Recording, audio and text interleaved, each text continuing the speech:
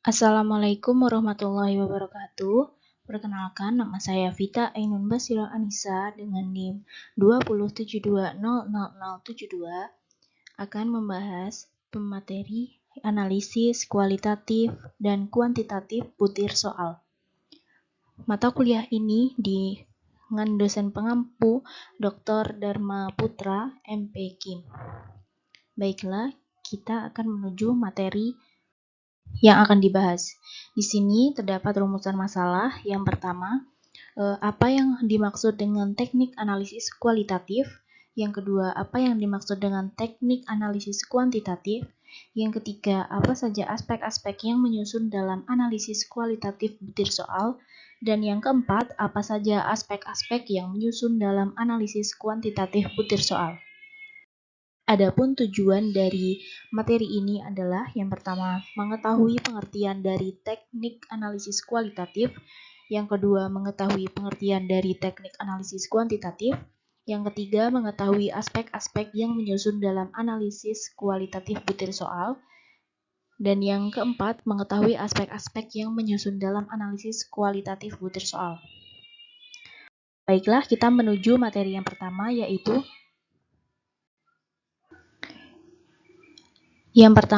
pengertian analisis kualitatif pada butir soal. Analisis butir soal adalah penilaian pada soal yang dievaluasi guna mengukur mutu. Analisis secara kualitatif berkaitan dengan isi bentuknya. Teknik analisis data kualitatif adalah proses analisis data yang tidak melibatkan atau berbentuk angka. Data yang diperoleh untuk penelitian menggunakan teknik analisis data kualitatif umumnya bersifat subjektif. Pada penelitian kualitatif, penelitian mendapatkan data dari banyak sumber dan menggunakan banyak metode. Baiklah, materi yang kedua yaitu pengertian analisis kuantitatif pada butir soal. Berbeda dengan analisis kualitatif, analisis data kuantitatif adalah metode komputasi dan statistik yang berfokus pada analisis statistik, matematik, atau numerik dari kumpulan data. Jika ingin menggunakan metode ini pada penelitian, harus memastikan bahwa data dapat diukur atau dinumerikan. Metode analisis kuantitatif adalah metode yang digunakan ketika melakukan penelitian berkaitan dengan data numerik. Jenis metode ini memerlukan data yang bersifat numerik dalam jumlah besar dan bisa dihitung menggunakan rumus-rumus statistika. Baiklah, kita menuju materi yang ketiga, yaitu aspek-aspek penyusun dalam analisis kualitatif pada butir soal. Dibagi menjadi 3, dan yang pertama yaitu aspek materi atau substansi. Aspek materi atau substansi meliputi 1. Item sesuai indikator, yang kedua, pertanyaan dan rubrik atau pedoman penskoran terumuskan dengan benar, yang ketiga, materi atau substansi sesuai dengan tujuan pengukuran untuk tujuan pengukuran hasil belajar, tujuan pengukuran untuk seleksi, atau tujuan pengukuran untuk konfirmatori atau mengukur status, dan yang keempat yaitu materi atau substansi yang ditanyakan sesuai dengan jenjang, jenis sekolah, dan tingkat kelas. Yang kedua yaitu aspek konstruksi. Aspek konstruksi meliputi 1. Rumusan kalimat dalam bentuk kalimat tanya atau perintah yang menuntut jawaban terurai. Yang kedua, ada petunjuk yang jelas cara mengerjakan atau menyelesaikan soal. Yang ketiga, rubrik dan atau pedoman penskorannya jelas atau operasional. Yang keempat, tabel, grafik, diagram kasus atau yang sejenisnya bermakna. Jelas keterangannya atau ada hubungannya dengan masalah yang ditanyakan. Dan yang kelima, antar item tidak bergantung satu sama lain. Yang ketiga yaitu aspek bahasa. Aspek bahasa tersendiri meliputi 1. Rumusan kalimat soal komunikatif, yang kedua kalimat menggunakan bahasa yang baik dan benar sesuai dengan jenis bahasanya, yang ketiga rumusan kalimat yang tidak menimbulkan penafsiran ganda atau salah pengertian, yang keempat menggunakan bahasa atau kata yang umum atau bukan bahasa lokal atau bahasa serapan baru yang belum dikenal oleh seluruh testi. Dan yang kelima, rumusan soal tidak mengandung kata-kata yang dapat menyinggung perasaan testi. Kemudian kita masuk ke materi yang keempat atau yang terakhir, yaitu aspek-aspek penyusun dalam analisis kuantitatif pada butir soal.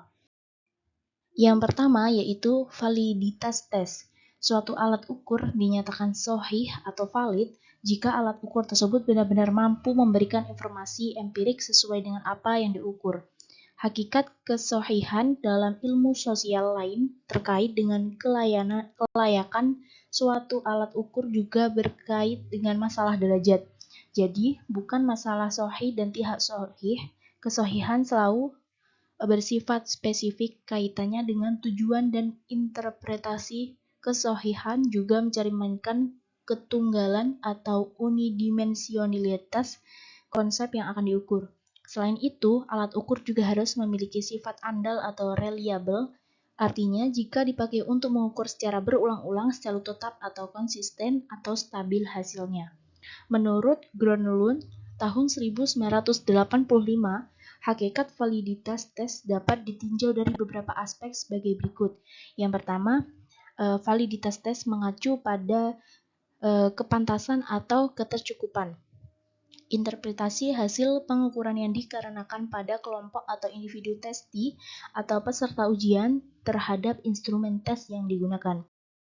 Kemudian yang B, validitas adalah suatu hal yang memiliki derajat sehingga dapat dibedakan antara yang benar-benar sahih atau valid dan yang benar-benar tidak sahih atau invalid, atau antara yang rendah, sedang, dan tinggi validitasnya. Yang ketiga, validitas adalah mengacu kepada suatu tujuan yang spesifik. Dan yang keempat, validitas adalah konsep kesatuan unitari. Hakikat konseptual validitas tes untuk bidang pendidikan dan psikologi kini didasarkan pada 3 aspek yang ditinjau berdasarkan bukti-bukti empiris, yaitu aspek isi atau konten, aspek hubungannya dengan kriteria atau criterion relate, dan aspek konstruk atau konstruk. Aspek yang kedua yaitu reliabilitas. Pengertian reliabilitas berkaitan dengan konsistensi. Suatu alat ukur dinyatakan reliable atau andal jika memberikan hasil yang sama pada berkali-kali pengulangan pengukuran. Reliabilitas berlaku pada tingkat suatu perangkat tes, jadi tidak berlaku untuk masing-masing item tes penyusun suatu perangkat alat ukur. Berkait dengan reliabilitas, Frisbee tahun 2005 menyatakan bahwa reliabilitas tes hasil belajar berbeda dengan reliabilitas tes untuk seleksi karena tes hasil belajar memiliki varians yang rendah jika peserta didik berhasil semua dalam belajarnya.